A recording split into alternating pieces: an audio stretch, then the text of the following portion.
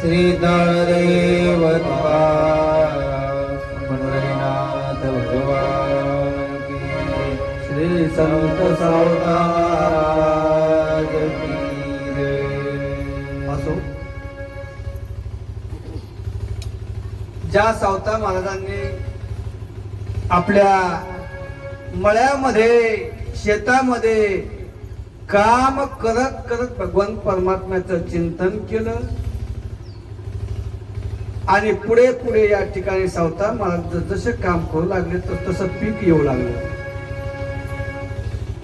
पीक पिकले पिकले घन दाटून आले आणि पीक घेत असताना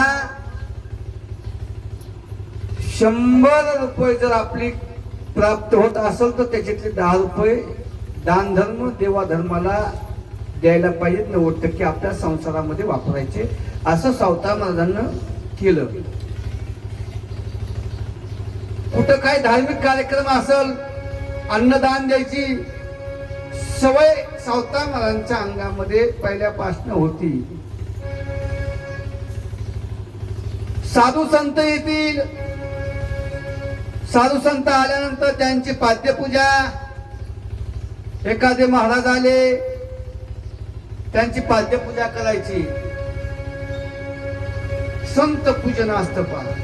आपल्या गावात संत पूजन होत नाही. संत पूजन व्हायला पाहिजे. पात्रीला संत पूजन होतंय. मी आपल्या गावात काही सांगत नाही बाहेरचं. ते जुनी मुलं आहे ना, मागून आली तिकट झाली असं होत असतं. त्याच्यामुळे काय सांगायचं नाही. काय संत पूजन कथाकार आहे, त्या कथाकाराला आपल्या घरी न्यायचं, त्याचं पूजन करायचं, पाद्यपूजा करायची. शेळ संत पूजन स्वामींनी सांगितलं. पात्रीला पहा, पात्रीला सगळं संत पूजन करतात. महाराज लोक एवढ्या, अतिथी एवढ्या, संतांची पूजा व्हायला पाहिजे. अगोदर संतांची पूजा सांगितली, देव नंतर सांगितला. देव सारा वापरला.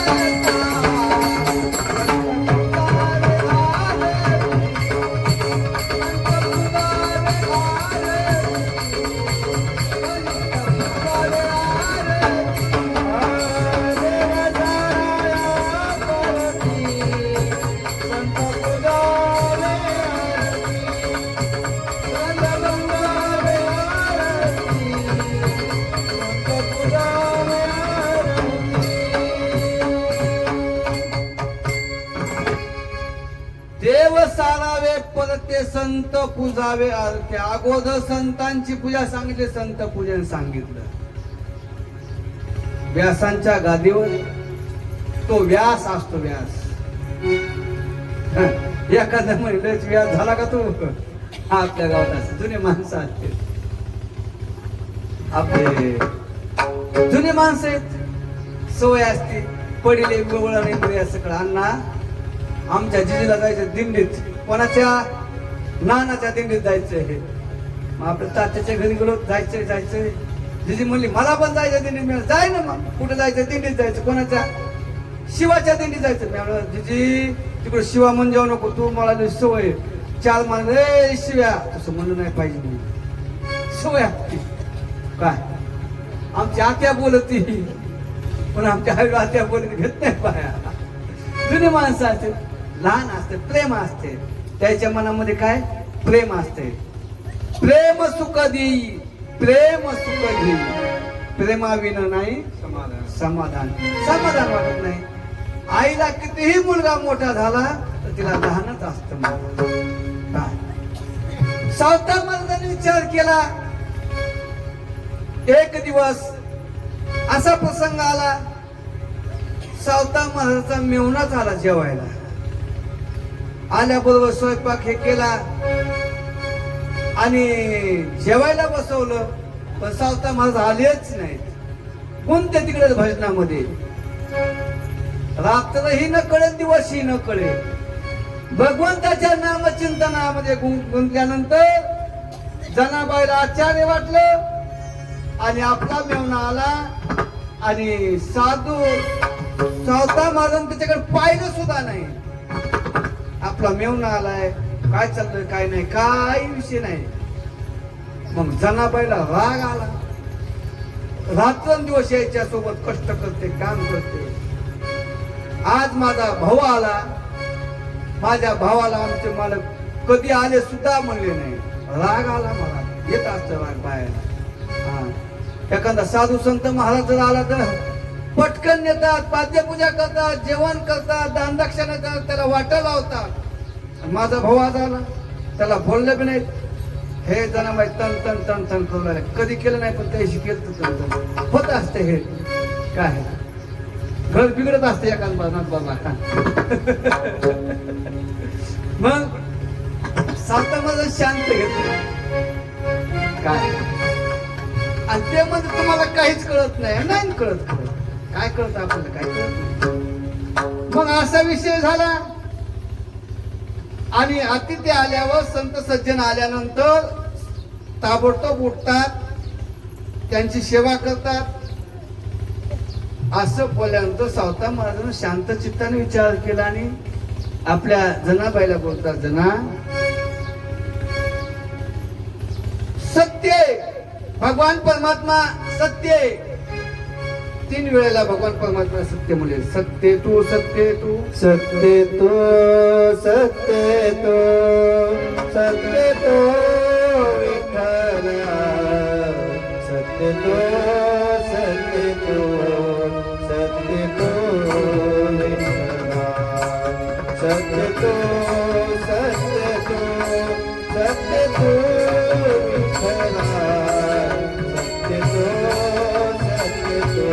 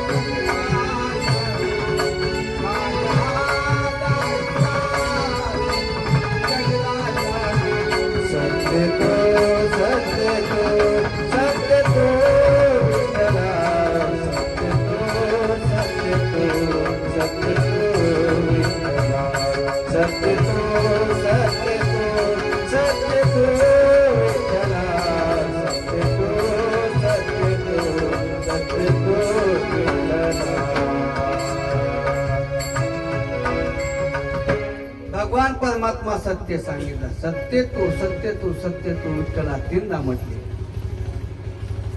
4था महाराजांनी सांगितलं आपल्या धर्मपत्नीला, जना तुझा तो काय भाऊ आहे, तुझा भाऊ आपला संसार पाहण्यासाठी आला होता. संसार पाहण्यासाठी आल्यानंतर त्याच्या मनामध्ये जो काही भाव होता, भाव निघून गेला. आणि जे साधू संत त्यांच्या मनामध्ये एकच विषय तो असतो नारायणाचा. त्या भगवान परमात्म्याविषयी दुसरं काही त्याला आवडत नाही. विषय तो त्यांचा झाला नारायण विषय तो त्यांचा झाला नारायण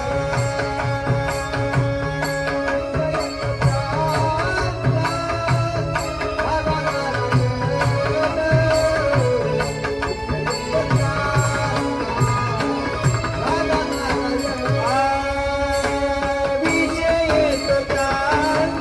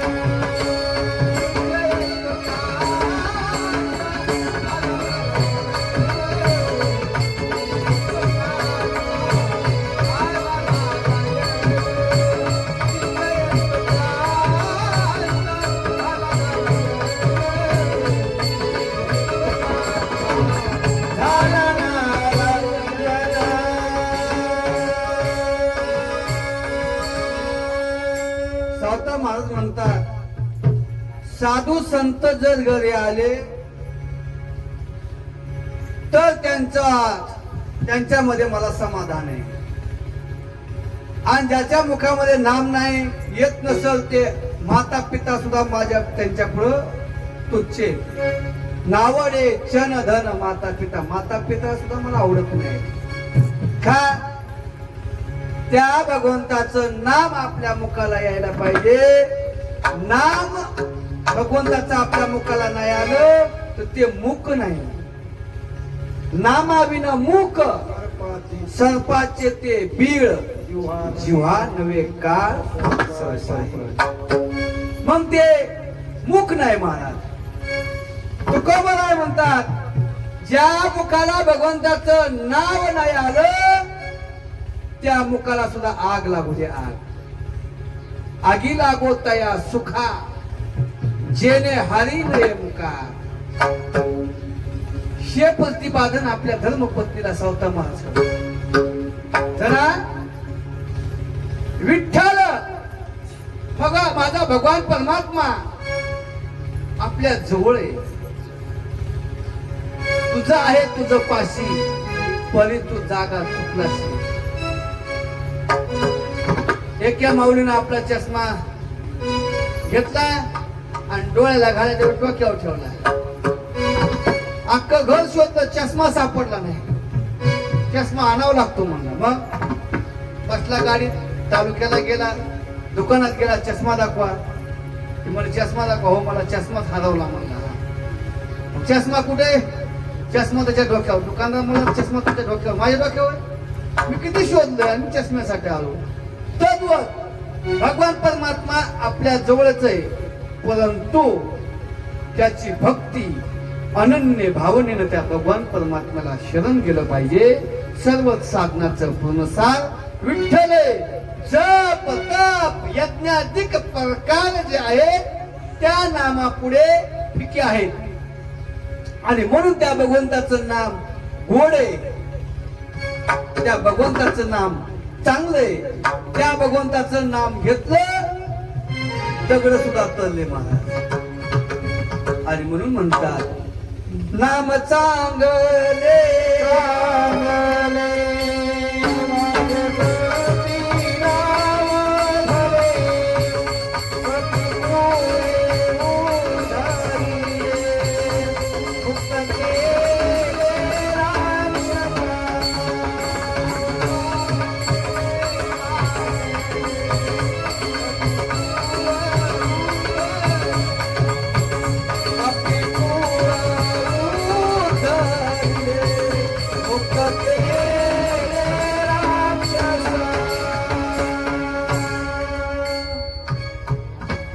चांगले.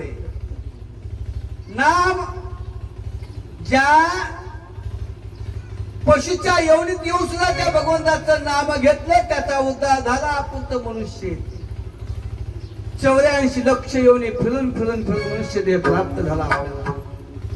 पहा जनाबाईला उपदेश केला अद्भुत का होईना त्या भगवंताचं नाव माझ्या मुखाला नित्य यावं आणि त्याच्यामध्येच माझं समाधान आहे. जनाबाईने सांगितलं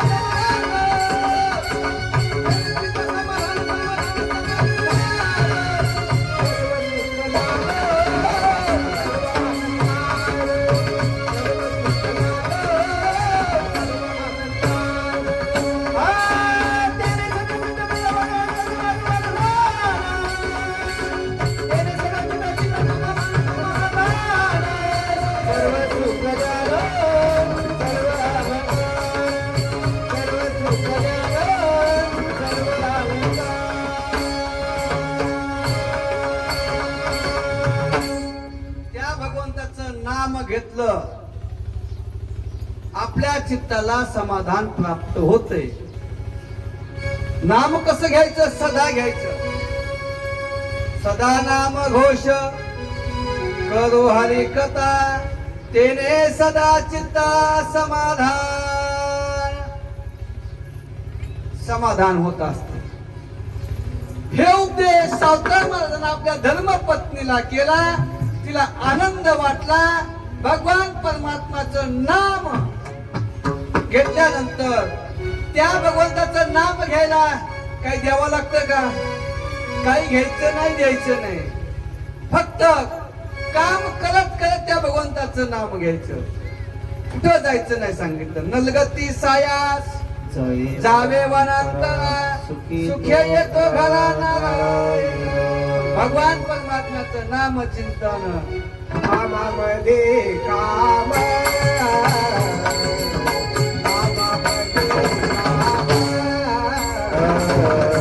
कामामध्ये काम, कामामध्ये काम. आई म्हणा राम राम, आई म्हणा राम राम, आई म्हणा राम राम, आई म्हणा राम राम.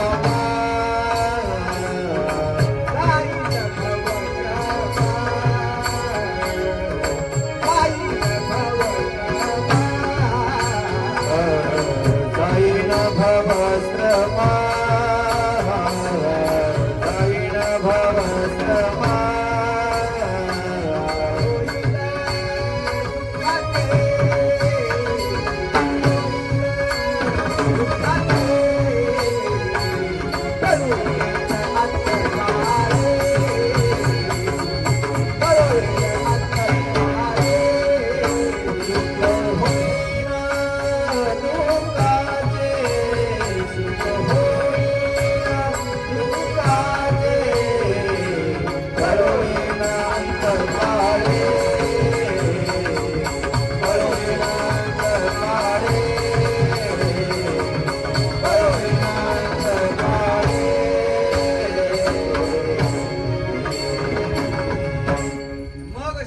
शेवटी कळत असत.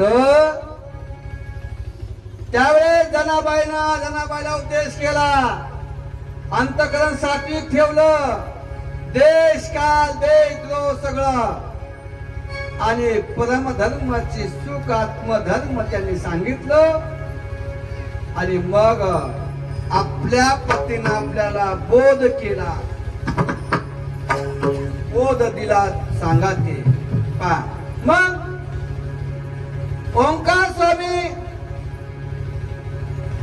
ओंकार स्वामीनं लांबून पाहिलं.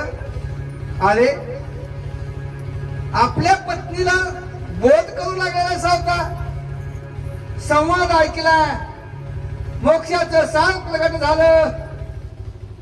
आणि प्रबुद्ध त्यांनी ऐकल्याबरोबर ते निघून गेले. संसार हे दिसत ते सर्व मिथ्य. एक दिवस यायचं, एक दिवस जायचं.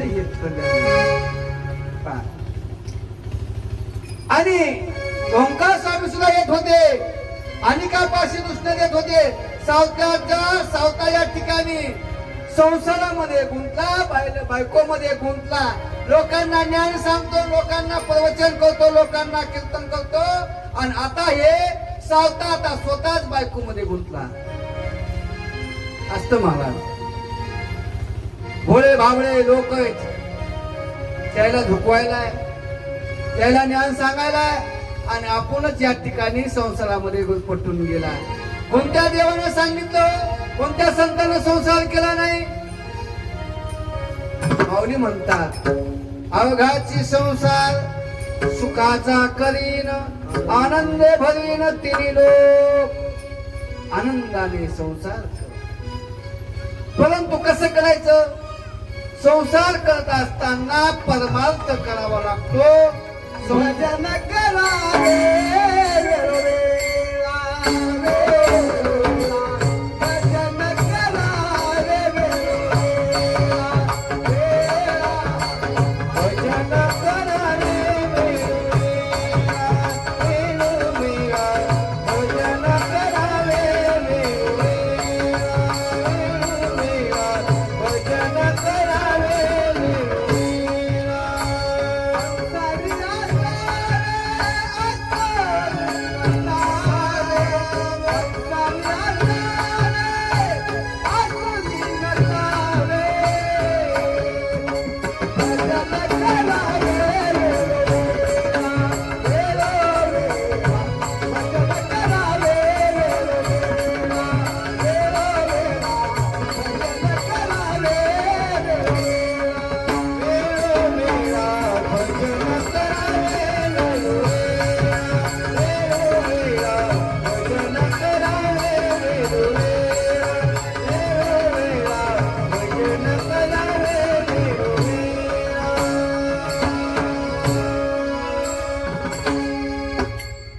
सांगू लागल्या लोक सांगे ब्रह्मज्ञान आपण कोरडे पाषाण.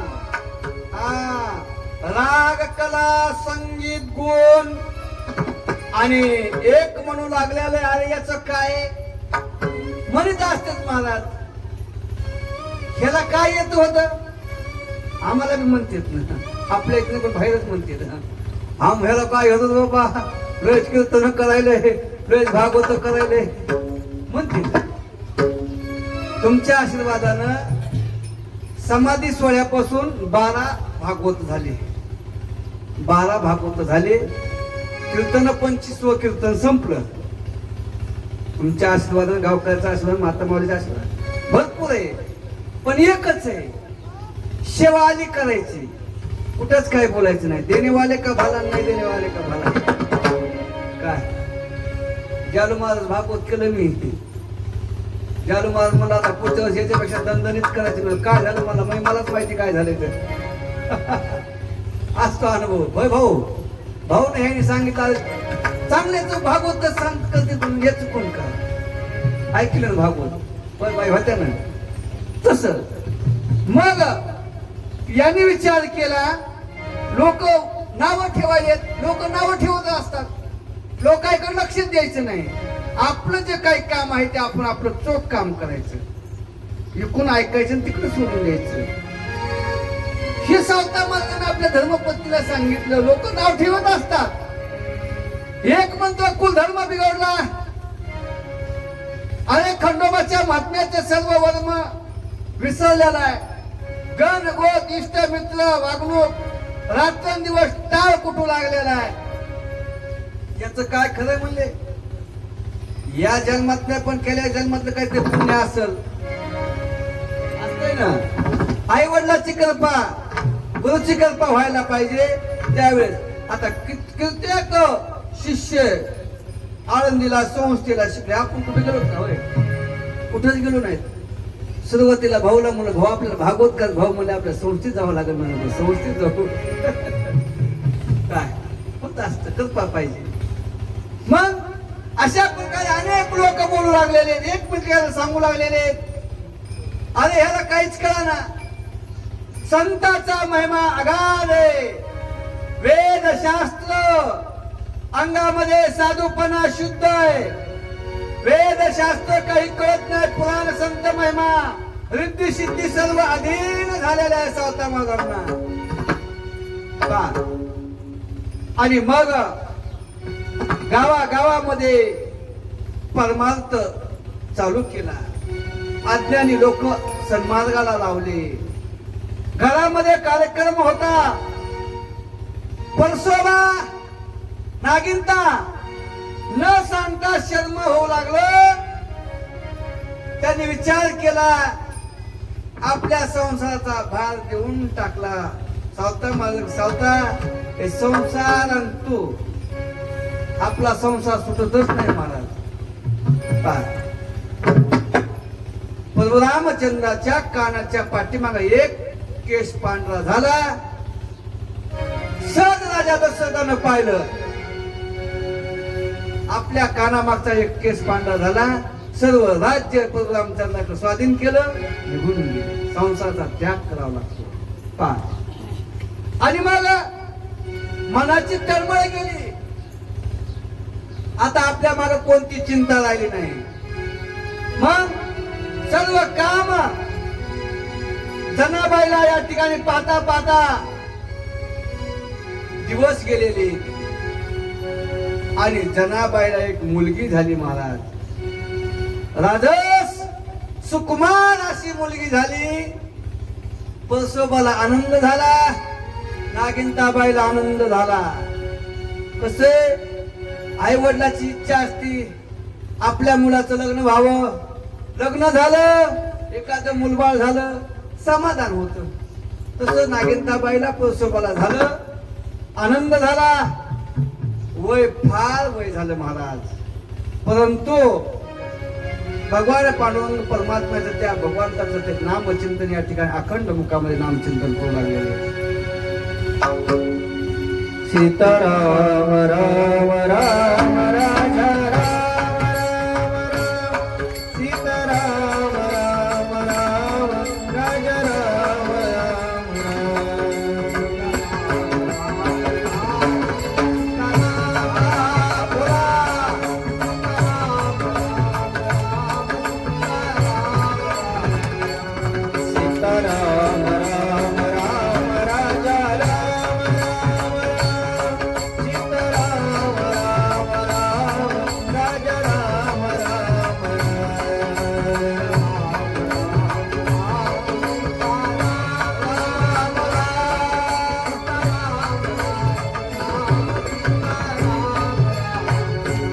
सीताराम राम राम राजा राम राम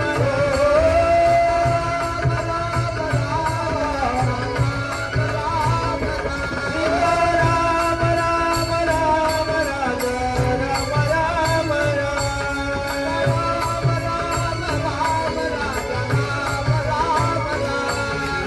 सीताराम राम राम राजा सीताराम राम राम राजा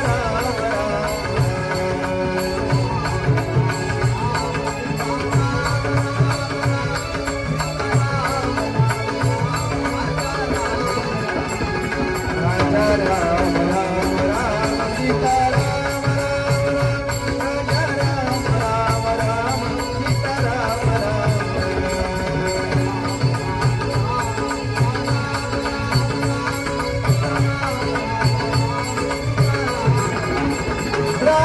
राम राम राम सीताराम राजा राम राम राम सीताराम राम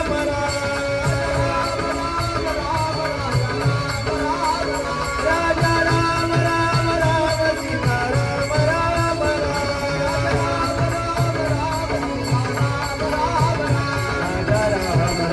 राम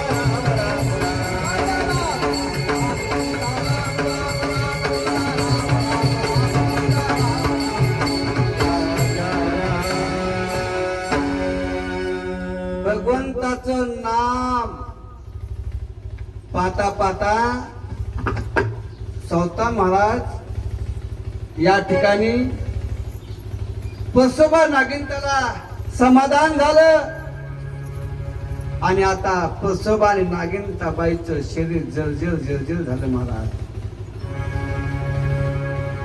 आणि नागिन ते पंढरपूर वारीहून येतात.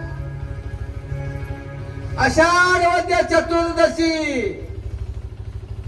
सूर्योदय उगवला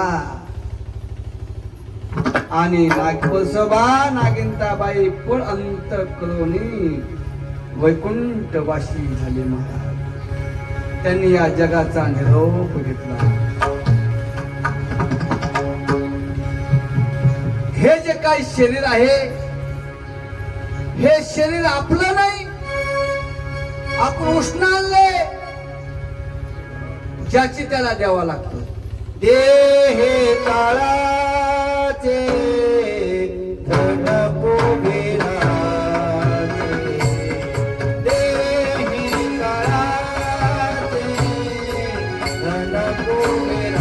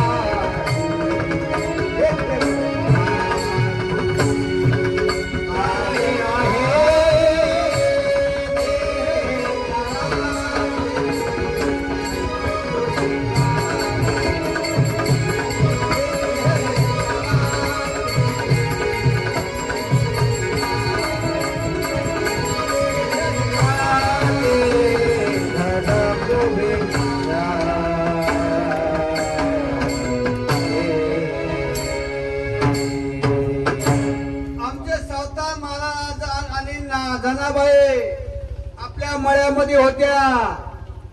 आषाढ वद्य चतुर्दशीला प्रसोबा आणि नागिनताबाई यांनी या शरीराचा त्याग केला आणि निघून गेला. यह लोकाचा यात्रा प्रवास संपला आणि निघून गेले. गावातल्या लोकांना सांगितलं, सावता तुझी आई गेली, बाबा गेले असं ऐकल्या बरोबर सावता मला धाडकन जमिनीवर कोसळतात महाराज. जनाबाईनं टाहो फोडला. आई आई गेलात, हाहाकार मानला. आज माझं जे काही पुण्य होत हे पुण्य संपलं. जनाबाई लढायला सुरुवात केली. हाहाकार मानला. सर्व गावातील लोक येतात. सावता महाराजाला दुःख झालं. बाबा आई, अरे आई तर आईच असते. आपल्या डोक्यावर हात ठेवला. कुठेही जा महाराज, कितीही जा बाळू. आई ऐशी कळवळ्याची जाती करी लाभाविन प्रीती. आई आज माझं जे काय पुण्य होत ते पुण्य संपलं. आता अक्षा मोक्षा लढायला सुरुवात केली. काय माझं कमी पडलंय तो पुण्य. आई पा ज्याला आई नाही त्याला आईची किंमत विचारा. किती उशीर हो द्या महाराज. आई म्हणते आला बाळू. आपलं बाळ येईपर्यंत आई वाट पाहते, वाट पाहे.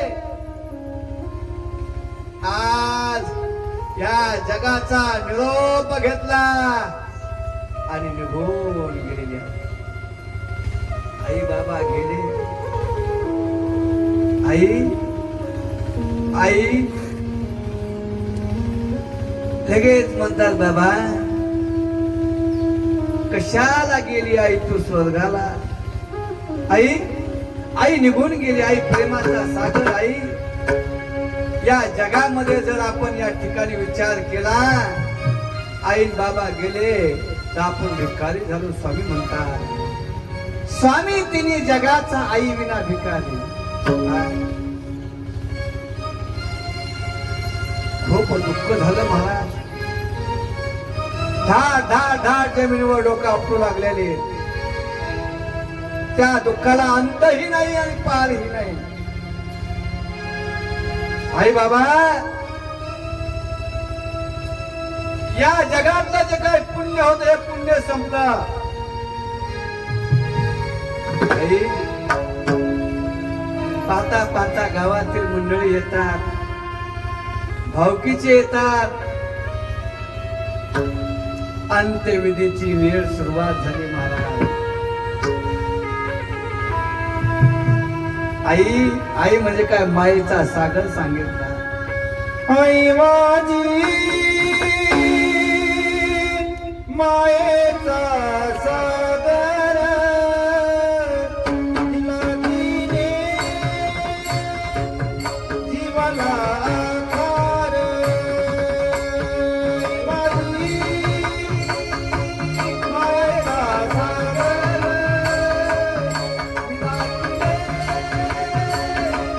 जीवाला आधार. आई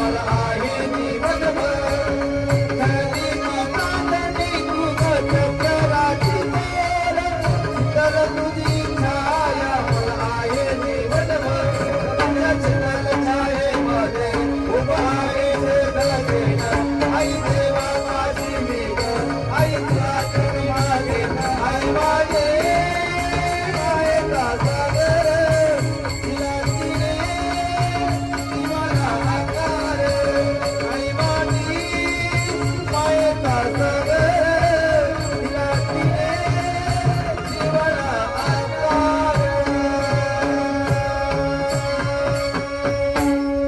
गेले बाबा गेले आणि गेल्यानंतर या शरीराचं रूपांतर प्रेतामध्ये झालं.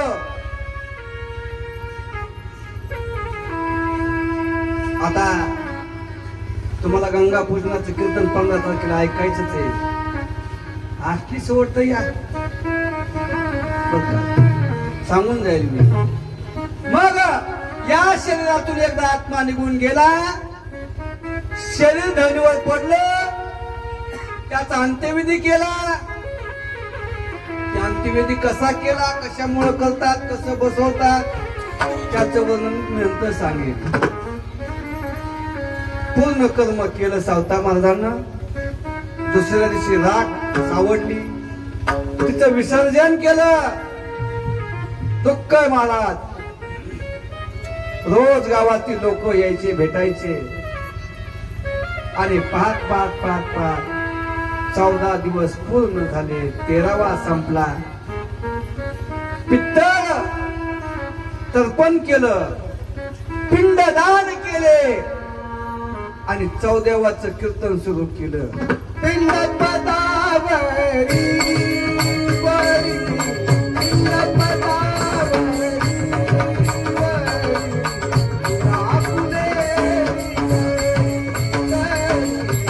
रापुले रापुले पिंड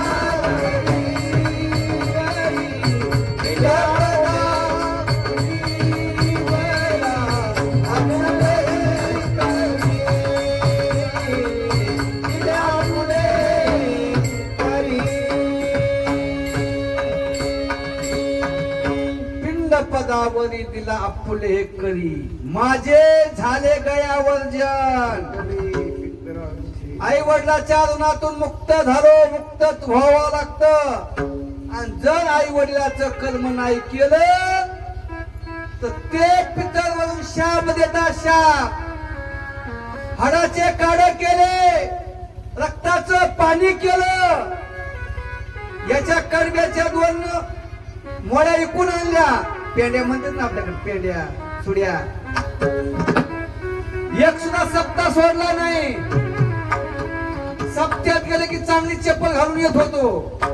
काय कवाच कोणाचं बी लुटून आणलं आणि तुझा संसार केला, तुला लहानाचं मोठं केलं आणि शेवटी तू माझं कार्य काहीच केलं नाही. आणि म्हणून ते पितर शाप देतात.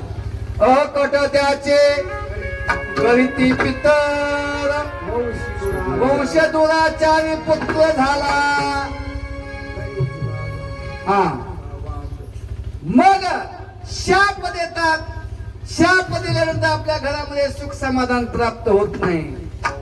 आपण विचार करतो, चला ह्या बाबाकडे, चला त्या बाबाकडे, आमच्या घरामध्ये भांडणच व्हालंय, असंच व्हालंय, मग जावं लागतंय. ते म्हणते तुम्ही असं केलं का? म्हणजे काहीच केलं नाही. गंगा पूजन नाही, पित्र अजिबात नाही. मग दान करावं लागतं. आपल्या हातानं दान व्हायला पाहिजे. आज सप्ताहाचा 2रा दिवस आहे. आपल्या हातानं दान केल्यानंतर आपलं पुण्य आपल्याला प्राप्त होतंय. म्हणून उद्यापासून एक बुक इथं ठेवायचंय. तुम्हाला काय घडते 2-2 हजार 3-3 हजार काय असतील तर आणून द्या. हो 5-5 बी घेतात, काय अडचण नाही. होय, पण आपण आपल्या हाताने दान करायचं. आणखी सुरुवात 2रा दिवस आहे म्हणले बुकात आणखी आरंभ झाला नाही. म्हणून होते ना आरंभ. थांबा. सगळ्यात जास्त सहभाग महिलाचा असतो, माता मावल्याचा असतो. दान धर्म करतात. पा आमचे वारकरी खांद्यावर कोण टाकलं, कीर्तन आले, झटकीला निघून गेले. पा बरं महिला मंडळ तसं येतं का? रिकाम येतच नाही. काय ना काय घेऊन तर येत.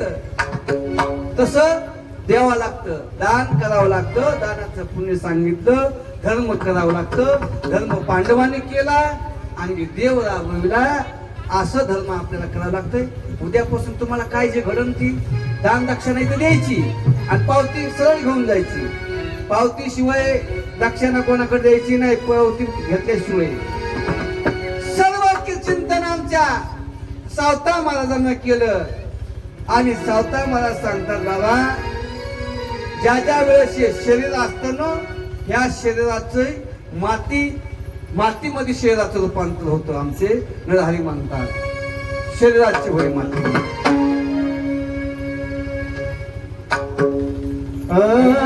शरीराची होय माती, शरीराची होय माती, शरीराची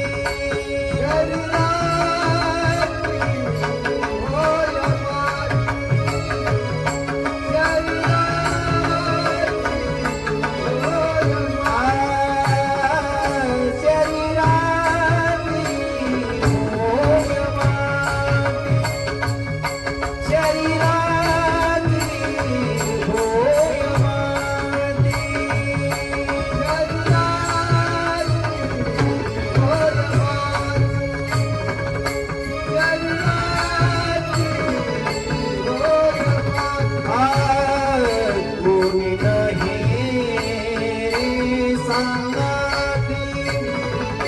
कोणी नाही रे संगती, शरीराची होय माती, शरीराची होय माती, शरीराची होय माती,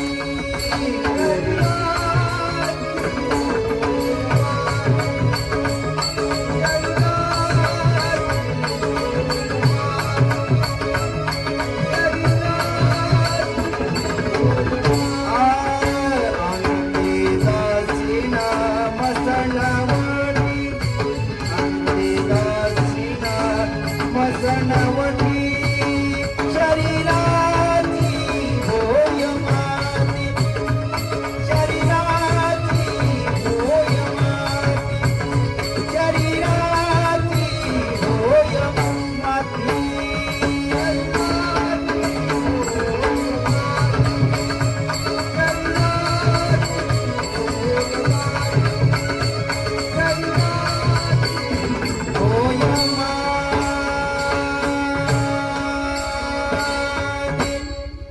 शरीराची होय माती.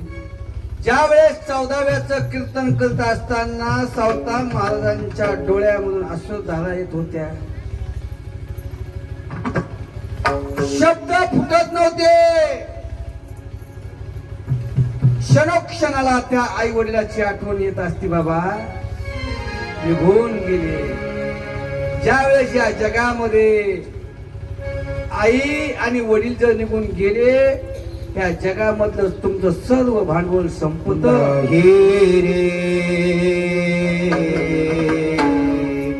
नाही कुणाचे